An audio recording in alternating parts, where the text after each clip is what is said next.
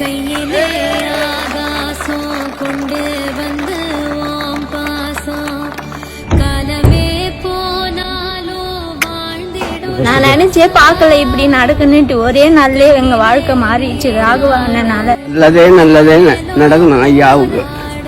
நாங்க நல்லா இருப்போம். ஒரு டிராக்டர் ஒரு ரேட்டு கலப்பையோட எல்லாம் பாத்தீங்கன்னா 10 லட்ச ரூபா, கண்டிப்பா 10 லட்ச ரூபா குறையாம வரும்.